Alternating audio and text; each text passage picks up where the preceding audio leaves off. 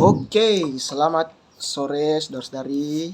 Berjumpa lagi dengan saya, Evanis Wilson Parasa, yang akan membahas sesuatu hal yang mungkin kita akan membahas tidak terlalu banyak, tapi mungkin kita akan bahas sekulit-kulitnya. Kita akan mengupas satu hal ya.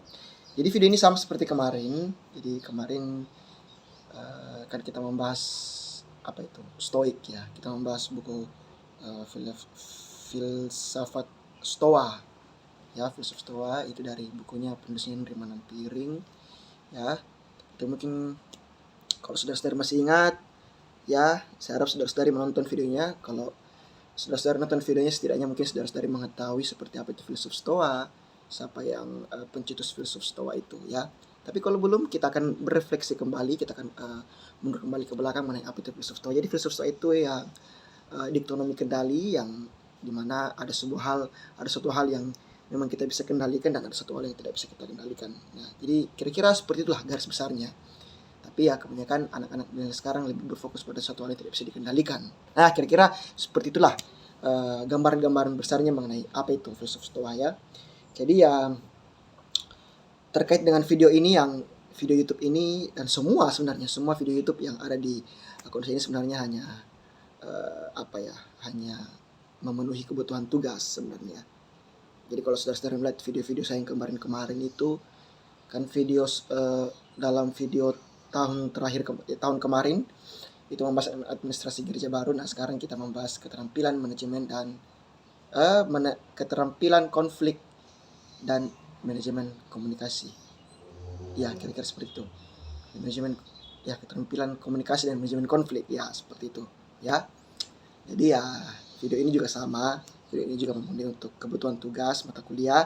Tapi saya harap bagi saudara-saudari yang menonton video ini bukan hanya memenuhi hak sebagai tugas saya, saya sebagai mahasiswa untuk memenuhi tugas saya untuk terkait mata kuliah. Tapi saya berharap bahwa saudara-saudari ketika menonton video ini, saudara-saudari boleh mengetahui sesuatu dan boleh membagikannya mungkin ke orang lain ya, kira-kira seperti itu. Ya, jadi mungkin pembahasan kita kali ini jadi mungkin kita akan membahas terkait dengan fenomena pluralitas atau fenomena kemajemukan ya, khususnya ada di Indonesia, saudara-saudari. Oke. Nah, kalau saudara-saudari berbicara mungkin mengenai kemajemukan, ya kemajemukan itu mungkin seperti apa ya? Mungkin seperti sebuah buku ya. Saya mungkin analogikannya mungkin seperti sebuah buku ya. Ini buku sejarah gereja. Ini seperti sebuah analogi ya, ini seperti sebuah kemajemukan. Jadi dalam satu lembar ini ya, mungkin kemajemukan dalam satu lembar ini ya, mungkin ini semua kelihatan ya. Intinya dalam satu halaman ini atau dalam semua buku halaman ini ya, semua buku ini isinya mungkin adalah sebuah huruf, tetapi hurufnya itu berbeda-beda. Nah, seperti itu. Dan hurufnya itu berbeda-beda, tetapi ketika kita melihat dan ketika kita membacanya, itu akan menjadi sebuah tulisan, sebuah teks yang akan menyampaikan sesuatu kepada kita, dan itu adalah sebuah keindahan ya. Jadi intinya adalah kemajemukan itu adalah sesuatu yang berbeda, sesuatu yang majemuk ya, sesuatu yang tidak satu, banyak tapi berbeda-beda. Tetapi dalam perbedaan itu akhirnya terciptalah sebuah keindahan ya. Itu mungkin analogi yang pertama. Cuma mungkin analogi kedua mungkin seperti sebuah lukisan ya. Mungkin seperti sebuah lukisan yang dalam sebuah lukisan itu bukan hanya pada satu warna, tetapi ketika kita menggabungkan semua warna itu kepada sebuah kanvas, maka kita akan melihat sebuah estetik pada nilai dari lukisan itu tersendiri. Nah, mungkin analoginya seperti itu. Kemajemukan itu seperti apa? Nah, ketika kita berbicara mengenai kemajemukan ya, ketika kita berbicara mengenai kemajemukan, tentu ada sebuah pondasi agar kemajemukan itu tidak satu ya, tapi berbeda-beda. Tapi kemajemukan itu boleh menjadi sebuah keharmonisan ya. Nah, yang boleh menjadi sebuah keharmonisan itu adalah pluralisme. Nah, seperti itu. Jadi saudara-saudari, ada banyak sebenarnya fenomena-fenomena pluralisme yang kita bisa jumpai khususnya di negara kita ini ya. Jadi kalau kita mau membahas negara kita ini sebenarnya negara yang, kalau saya entah ya, mungkin kalau saudara-saudara mungkin bisa meninggalkan komen di bawah, mungkin ada selain dari negara Indonesia. Saya berpikir bahwa negara Indonesia ini adalah negara yang satu-satunya mungkin negara yang betul-betul ada sebuah kemajemukan di dalam. Ya, apa itu? Yang pertama agama, ya, dan kebudayaan berbeda-beda, bahasa dan lain-lain sebagainya. Tetapi kemudian akhirnya perbedaan itu tidak menjadi sebuah kekacauan atau tidak menjadi sebuah kontra dalam sebuah negara. Harusnya seperti itu ya. Harusnya seperti itu. Nah, tetapi kalau kita melihat negara Indonesia ini ya, mungkin salah satu polemik yang paling ramai di Indonesia itu mungkin ya adalah sebuah perdebatan dari mungkin agama-agama lain ya. Paling banyak itu agama-agama lain, memang paling banyak agama-agama dari agama yang beda-beda, yang berbeda-beda seperti itu. Nah, sampai akhirnya kita menemukan bahwa pluralisme itu harusnya menjadi sebuah pondasi. Pluralisme itu harusnya menjadi sebuah patokan agar kita boleh hidup dalam sebuah keharmonisan di dalam sebuah kemajemukan. Jadi kira-kira pluralisme itu harusnya harusnya menjadi sebuah pegangan untuk kita bagaimana hidup dalam kehidupan sosial yang majemuk. Nah, seperti itu. Jadi kemarin mungkin ada satu mata kuliah namanya Sosiologi Agama. Itu rektor kami yang mengajar, Bunda Lydia. Sangat menarik. Jadi sosiologi agama itu adalah peran strategis yang berupaya untuk mengkonstruksi kehidupan bermasyarakat. Ya, jadi kira-kira seperti itu. Jadi agama dalam sosial itu adalah peran yang benar-benar penting untuk setiap orang-orang yang hidup dalam suatu negara itu boleh menjadi sebuah hal yang boleh menyatukan semua perbedaan itu dalam kehidupan sosial. Jadi mungkin kira-kira seperti itu. Nah, akhirnya kembali kalau kita mau membahas apa yang terjadi di Indonesia terkait dengan perbedaan-perbedaan yang ada. Kan kalau kita melihat keindahan yang ada di Indonesia itu kan sebuah kemajemukan ya. Sebuah hal-hal yang berbeda-beda dari Indonesia, banyak suku dan budaya. Tetapi kembali bahwa sebenarnya keindahan dari Indonesia itu, kemajemukan itu adalah senjata yang paling rawan di Indonesia yang boleh mendurhakakan sebuah ideologi Pancasila. Jadi di satu sisi bahwa kemajemukan itu adalah sebuah privilege di Indonesia ya, tapi di sisi lain juga bahwa sebenarnya dalam kehidupan kenyataan yang ada di Indonesia, malahan kemajemukan itu adalah sebuah senjata untuk merobohkan sebuah keharmonisan dalam negara Indonesia. Ada banyak fenomena yang terjadi ya, ada sangat banyak sekali. Kalau kita mau melihat mungkin salah satu hal yang paling terkenal mungkin kalau kita mau lihat di Indonesia itu adalah kaum minoritas dan mayoritas ya. Kita tahu yang mana mayoritas lah ya, dan kita tahu yang mana minoritas. Tapi ya seperti itu. Dan baru-baru kemarin ini cukup menghebohkan dan cukup menyayat hati juga sebenarnya ya. Saya akan mungkin mungkin kita akan kembali ke belakang mengenai bencana di Cianjur Cilegon, kayaknya di Cianjur ya. Di Cianjur sebuah gempa dan ada ada bantuan lah, ada kontribusi dari suatu golongan atau suatu kelompok ya saya tidak tahu ya, mungkin kronologinya seperti apa. Cuman yang ramai di sosial media itu katanya suatu kelompok ini memberikan sebuah tenda, ya, tenda untuk korban bencana alam di Cianjur. Tetapi di tendanya itu tertulis Gereja Reform. Saya tidak tahu apa ya, saya lupa. Jadi intinya dalam tenda ini tertulis Gereja Reform di situ. Nah, sontak warga masyarakat yang ada di situ mencabut slogan dari Gereja Reform itu. Nah, itu. Jadi ya tentulah ya, kalau kita melihat hal-hal seperti itu ya, bagaimana ya, reaksi spontan kita pasti ya, apalagi kalau yang membantu mungkin merasa sakit hati. Itu yang mungkin timbul dalam hati mereka bahwa kami sudah membantu, kami sudah memberikan kontribusi, tapi kalian masih memperhatikan latar belakang kami. Padahal kami melakukan ini bukan karena latar belakang kami, tapi kami melakukan ini atas dasar kemanusiaan. Tetapi kalian melihat bahwa kami, ya mungkin mereka berpikir bahwa mereka yang melakukan bantuan itu mungkin sebuah politisasi atau mungkin sebuah ajang untuk mungkin mengajak mereka untuk menjadi Kristen dan lain sebagainya. Saya tidak tahu ya. Cuman ya sangat disayangkan kalau memang mereka berpikir seperti itu.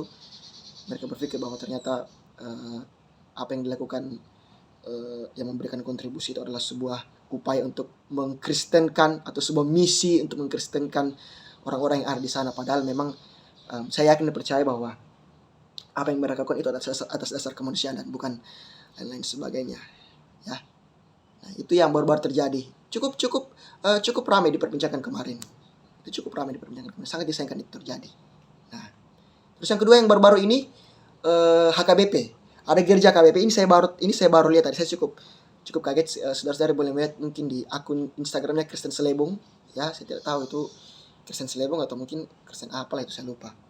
Nah, ini baru-baru tadi. Ini makanya saya ingin membahas sebuah pluralitas berangkat dari apa yang saya lihat tadi itu. Makanya saya langsung ya sudah kita bahas itu saja di sini, ya kan. Nah, jadi yang baru-baru tadi ini saya melihat ada sebuah gereja di HKBP, itu bangunannya sudah jadi. Itu di Cilegon. HKBP Maranatha kalau tidak salah, HKBP Maranatha Cilegon, ya. HKBP Maranatha Cilegon itu membangun sebuah gereja, tetapi bangunannya sudah ada, bukan belum jadi sebenarnya, sementara dibangun. Tetapi mungkin beton-betonnya sudah ada. Beton-betonnya sudah ada, tetapi warga di sana malah mencornya kembali dengan batu merah. Nah, jadi seolah-olah batu beton ini itu dicor lagi dengan batu merah. Ya, saya tidak tahu mungkin itu untuk menguatkan atau apa, tapi menurut kesaksian untuk warga-warga di sana, mereka betul-betul merasa bahwa ini tidak adil. Kenapa mereka harus membangun sebuah tempat mereka di mana harus mereka bersama-sama bersekutu melayani atau mungkin bersama-sama berjumpa dengan Tuhan, tapi kenapa mereka dibatasi dalam hal itu? Dan ini saya akan percaya bahwa hal-hal seperti itu pasti dikoordinasi. Itu pasti ada yang memberikan koordinir kepada orang yang memang betul-betul mempagari lah istilahnya ya, mempagari bangunan itu. Nah, jadi seperti itu kira-kira. Ya. Nah, jadi itulah kembali yang saya katakan tadi, di sisi lain bahwa negara Indonesia adalah negara yang majemuk, tetapi yang merupakan sebuah privilege atau sebuah keindahan dari negara itu, tetapi malah menjadi sebuah senjata untuk negara Indonesia ini boleh runtuh karena dari sebuah kemajemukan itu sendiri. Jadi ada banyak sebenarnya kalau kita membahas kemajemukan yang ada di Indonesia ini. Ya, mungkin daripada itu saya rasa kita sebagai umat yang mungkin untuk saudara-saudara yang menonton ini, kalau memang saudara-saudara yang menonton ini adalah seorang mahasiswa, jangan tutupi pikiran dan hati Anda pada sebuah perbedaan, ya, karena tujuan dari hidup ini sebenarnya kita bukan melihat hanya satu hal saja. Coba saudara-saudara bayangkan kalau saudara-saudara hidup ternyata hanya melihat hanya satu hal, Misalnya mungkin saudara-saudari mungkin lihat buku ini ya, buku ini. Nah, atau mungkin dalam sebuah kehidupan saudara-saudari mungkin melihat satu halaman ini semuanya huruf B misalnya. Huruf B misal. Apa keindahan? Apa sebuah keindahan dari situ? Tidak ada. Jadi ya kira-kira seperti itulah. Jadi jangan menutup diri pada sebuah perbedaan, jangan menutup diri jangan membatasi diri Anda pada sebuah perbedaan. Ya, karena apa tujuan hidup Anda kalau Anda hanya melihat dalam satu sisi saja. Nah, jadi sebenarnya ada sangat banyak. Saya juga ingin membahas sebenarnya pendekatan ini mungkin bahasan kita sudah di luar lagi, tapi ya, saya akan membahas mungkin sedikit ya. Trinitas dari Gavin Da Costa. Ya, jadi Trinitas dari Gavin Da Costa itu katanya pendekatan pluralistik untuk Trinitas itulah hal-hal yang benar-benar keliru. Ya. Jadi kira-kira seperti itu. Atau mungkin pembahasan selanjutnya mungkin itu ada di video selanjutnya mungkin kita membahas itu. Ya. Jadi ya oke, mungkin seperti itu saudara-saudari. Hiduplah dalam sebuah perbedaan karena perbedaan itu indah. Ya. Coba mungkin kalau misalnya atau mungkin seperti ini. Mungkin dalam dunia ini wajah-wajahnya itu yang hidup itu yang mengisi dunia itu wajahnya mungkin hanya seperti saya. Jadi kalau saudara-saudara melihat hidup di dunia ini dan hanya melihat saya saja, tapi begitu banyak orang-orang di dunia ini, tapi mukanya seperti saya, sulit dibedakan. Sulit mungkin untuk kita berteman atau bahkan mungkin sulit untuk kita membangun relasi bersama-sama. Jadi ya seperti itu. Perbedaan itu indah, ya. Nah, jadi bagaimana kira-kira saudara-saudari, bagaimana untuk membuka pemikiran saudara-saudari untuk menerima perbedaan itu menjadi orang-orang yang memiliki paham pluralisme. Jadi salah satunya baru-baru kemarin juga saya mengikuti kegiatan IOFC, itu keren sekali. Wow, mantap. Itu IOFC, itu keren. Initiative of Change namanya. Itu kami kemarin adakannya di Pantai Galesong. Jadi sangat ramai sekali. Jadi yang hadir kemarin memang agama yang memang penganut terbanyak di Indonesia, yaitu Islam dan Kristen, ya. Jadi Islam dan Kristen. Jadi kemarin itu kita pergi ke sana, kita memeriahkan acara itu, seminar itu, sangat menyenangkan sekali. Kita bisa bersama-sama hidup, kita bisa bersama-sama, intinya kita bisa sharing bagaimana Islam itu, bagaimana Kristen itu, sangat luar biasa, sangat keren. Sampai sekarang saya tidak bisa move on sama kegiatan itu, ya, luar biasa. Jadi ya seperti itu. Perbanyaklah kegiatan-kegiatan seperti yang mungkin kegiatan lintas iman, ya kira-kira seperti itu. Perbanyaklah mengikuti kegiatan-kegiatan seperti itu, ya. Karena saya pernah mewawancarai satu orang. Ini tertugas lagi. Saya pernah mewawancarai satu orang, seorang Muslim. Sama-sama kemarin ada di kegiatan IFC. Saya bertanya kepada dia kenapa saya tidak sebut namanya ya. Kenapa Anda kenapa Anda memutuskan untuk membangun relasi dengan orang-orang yang berbeda dengan Anda? Padahal kan kebanyakan dari Anda, ini saya agak bertanya agak keras memang. Padahal kan kebanyakan dari Anda memang menolak perbedaan itu, ya. Akhirnya dia mengatakan seperti ini. Ya, memang akhirnya menjawab seperti ini. Ya, saya tidak bisa mengatakan bahwa itu mereka salah atau tidak. Cuman yang saya dapatkan ketika saya membangun relasi dengan orang-orang yang berbeda dengan saya, mungkin secara khusus mungkin orang-orang Kristen. Jadi mengatakan seperti itu, saya dengan orang-orang Kristen, akhirnya saya bisa memahami dan saya makin mencintai Islam ketika saya bisa sharing bersama teman-teman saya agama Kristen. Nah, itu luar biasanya di situ. Jadi saudara-saudari boleh memperkuat mungkin imannya, ya mungkin membedakan mungkin agama Kristen dan Islam sehingga mungkin menemukan titik terang dari agama kita masing-masing. Jadi seperti itu, ya. Ya, kira-kira mungkin seperti itu yang bisa saya bagikan untuk hari ini.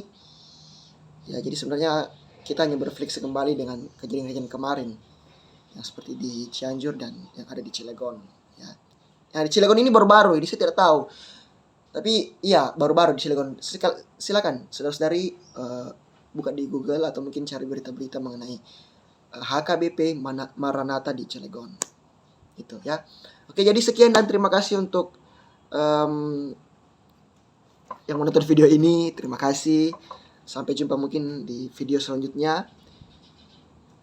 Mungkin kita akan membahas sesuatu lagi, kita akan mengupas sedikit lagi ya. Jadi ya, terima kasih saya ucapkan yang telah menonton video ini. Salam sehat, shalom, Tuhan Yesus memberkati kita semua. Amin. Saya Yevanius pamit undur diri.